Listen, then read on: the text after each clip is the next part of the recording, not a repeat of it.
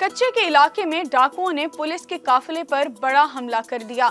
रहीम यार खान में कच्चे के इलाके माचका कैंप 2 पर डाकुओं ने नफरी तब्दील करने वाली पुलिस मोबाइलों को रॉकेट लॉन्चरों से निशाना बनाया। हमले में 12 एहलकार मौके पर जाँ बहक जबकि 8 जख्मी हो गए। डाकुओं ने छुट्टी से वापस आने वाली पुलिस पार्टी की गाड़ी पर हमला किया। रॉकेट लॉन्चर के हमले में पुलिस मोबाइलें तबाह हो गईं। हमले में जख्मियों और लाशों को शेख ज़ैद अस्पताल मुंतकिल कर दिया गया। वाक़ये के बाद जिला भर की पुलिस की भारी नफरी को जाए वकुआ पर तलब कर लिया गया है, जबकि नफरी की क़यादत डिस्ट्रिक्ट पुलिस ऑफिसर कर रहे हैं।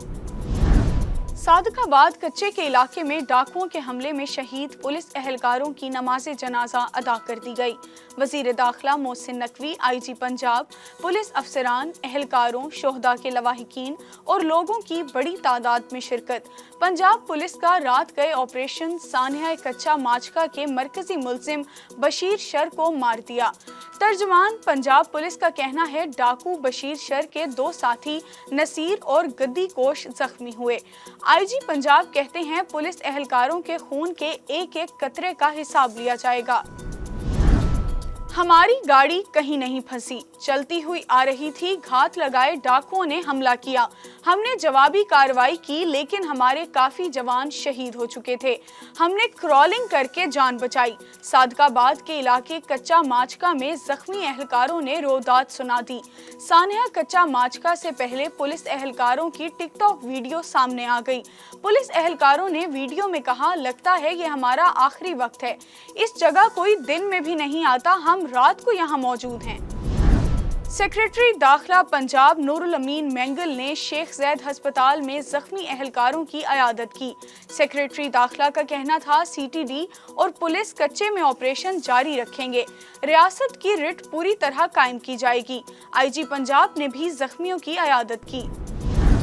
मालूमात दी गई कि दीनी जमातें एहतजाज पर हैं, इंतशार का खदशा है। आजम सवाती और बैरिस्टर गौहर को बुलाकर मुलाकात की और जलसा मुलतवी किया।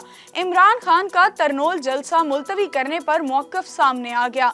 अडियाला जेल में सहाफ़ियों से गैर रस्मी गुफ्तगू में कहा, जलसा मुलतवी ना करता तो खदशा था एक और 9 मई बनाकर PTI के गले डाल दिया जाता। जलसा आखिरी बार मुलतवी किया। 8 सितंबर को किसी ने रुकावट डालने की कोशिश की तो वो खुद जिम्मेदार होंगे। मजीद कहा, हुकूमत की एक तरफ चीफ जस्टिस की मुद्दत मुलाजमत से तौसी की गेम, जबकि दूसरी जानिब अदालत में सीनियरिटी को मुतासिर करने की प्लानिंग है। मुल्क में कभी इंतशार नहीं चाहूँगा, बड़ी जमात का सरबराह हूँ, इसीलिए फैज़ हमीद के ओपन ट्रायल का मुतालबा कर रहा हूँ। दूसरी जानिब अलीमा खान कहती हैं, इमरान खान ने कहा उन्हें जलसा मंसूख करने पर मजबूर किया गया। इमरान खान ने कहा, लोगों को कह रहा हूं जलसा मंसूखी का सुने तो अब आपने नहीं मानना। PTI रहनुमा अली मोहम्मद खान कहते हैं, आखिरी वक्त में जलसे का NOC मंसूख किया गया।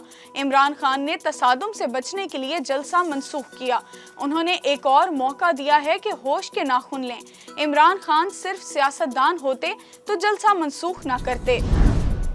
लोगों को उठाया जा रहा है, चीफ एग्जीक्यूटिव कुछ नहीं कर रहे।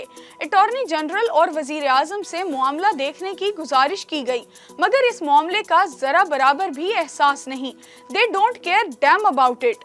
जस्टिस गुल हसन औरंगजेब के अजहर मिशवानी के भाइयों की बाजियाबी के लिए दायर दरख्वास्त की समाअत के दौरान रिमार्क्स। कहा कि हुकूमत को मुरवजा तरीक़ाकार पर अमल नहीं करना तो क्या कह सकते हैं। लगता है हुकूमत जबरी गुमशदगियों की बेनिफिशरी है।